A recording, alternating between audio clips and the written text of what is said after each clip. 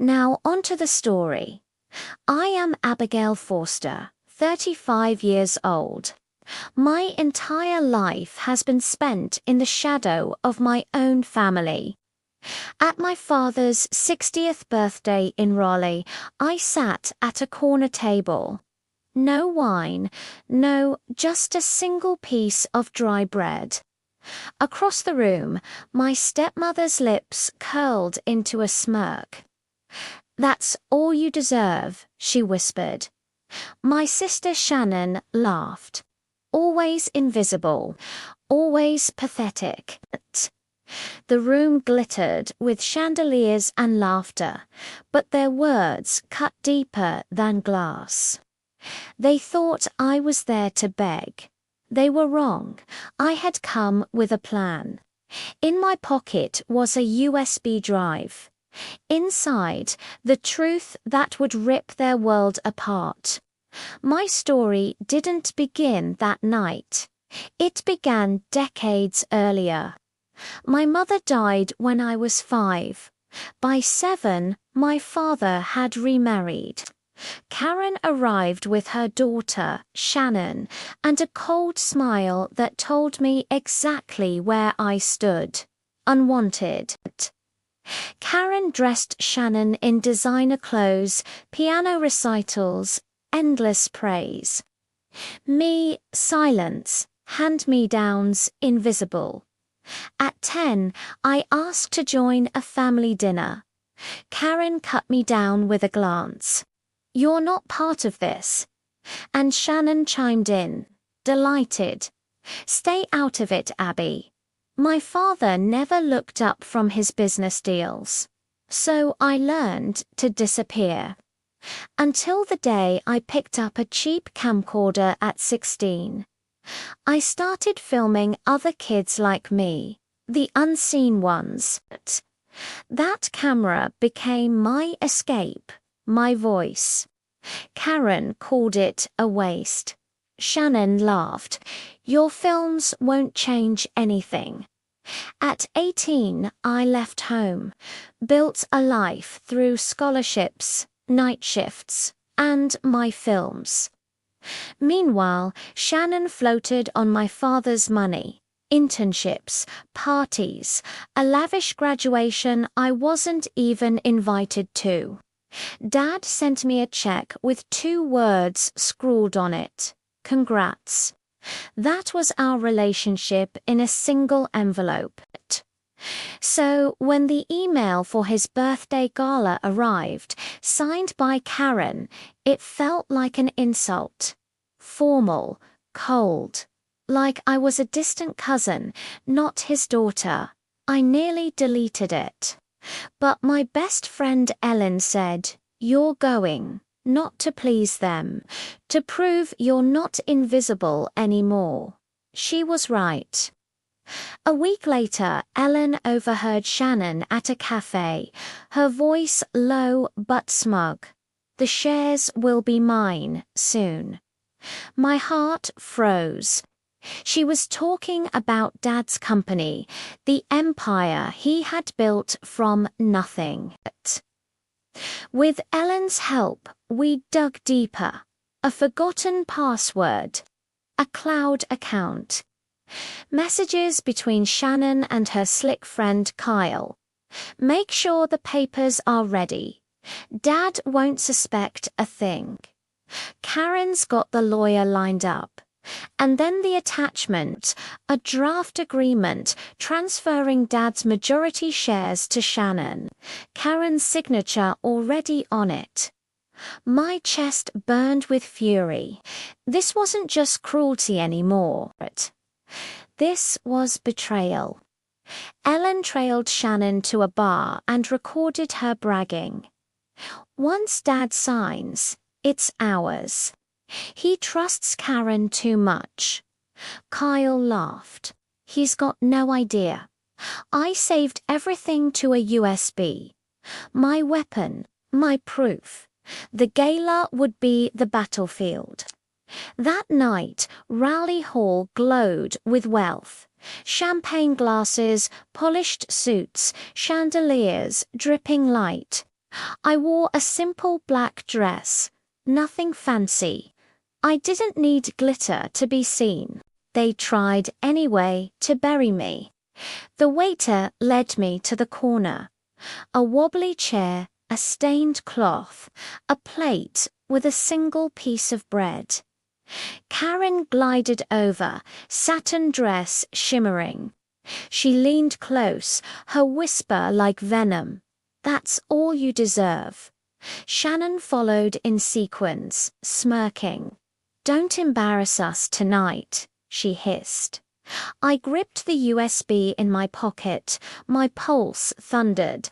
But I smiled back, steady, because tonight I wasn't the forgotten girl. Tonight I was the storm they never saw coming. The speeches began. Karen's voice filled the room, all false sweetness about family and loyalty. I could barely breathe. Then the MC asked for more remarks. I rose, my voice cut through the chatter. "I have something to share," gasps, whispers. Karen froze mid-smile.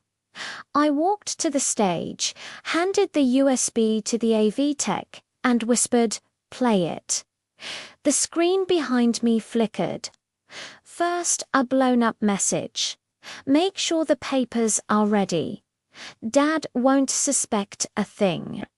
The room went silent. Then another Karen's name, the lawyer's set, and then the audio. Shannon's voice, sharp and smug. "Once Dad signs, it's ours. He trusts Karen too much." Kyle's laugh followed. "He's got no idea." Gasps rippled through the crowd. Karen bolted to her feet. "Turn it off," she shrieked, but it was too late. The draft contract filled the screen. Her signature glared under the transfer of shares. The hall erupted, guests whispering, eyes wide. And then Kyle stumbled in from the back, drunk and panicked. "It's true," he blurted. "Karen and Shannon planned it all. I just followed orders." Chaos. Shouts. Faces turned on Karen and Shannon, judgment sharp. My father stood slowly, confusion curdling into betrayal. "Explain this," he demanded, his voice like thunder. Karen reached for his arm, trembling. "Gregory, it's not what it looks like." He pulled away, silent, broken. For the first time in my life, his eyes found mine. "You did this?" he asked softly. My throat tightened. I had to. His gaze held regret. Or maybe respect. I couldn't tell. The fallout was instant. Matthew Stone, Dad's senior partner, rose to his feet. "We trusted your family for years. But this," he gestured to the screen. "We're done. The merger is off." Gasps. Karen pleaded. Shannon stammered. Guests turned away. The party was over. My father left without a word, shoulders slumped, a man undone by the people he trusted most. Shannon spun toward me, eyes blazing. "You ruined everything." I met her glare, calm. "No, Shannon, you did." Her mouth opened, but no sound came. For once, she had nothing left to say. The weeks after were a storm. Dad's empire collapsed. The merger gone, partners pulled out, and within months his company crumbled into bankruptcy. Karen's world vanished too. High society turned its back. Her name disappeared from the social pages. I once passed her on Hillsborough Street. Hair unkempt, clutching coffee like a lifeline. She didn't see me. Shannon fell even harder. Her polished image shattered. Clients dropped her. Campaigns cancelled. Online, people mocked. Silence replaced the spotlight she craved. Dad retreated to a quiet condo, fishing alone. He never returned my call. Betrayal had broken him more than it ever broke me. But for me, it was the beginning. Susan Clark, a producer who'd seen the gala chaos, called me. "Your courage stuck with me. I want you on a documentary project." I said yes. And for the first time, my work had real weight. I poured myself into it.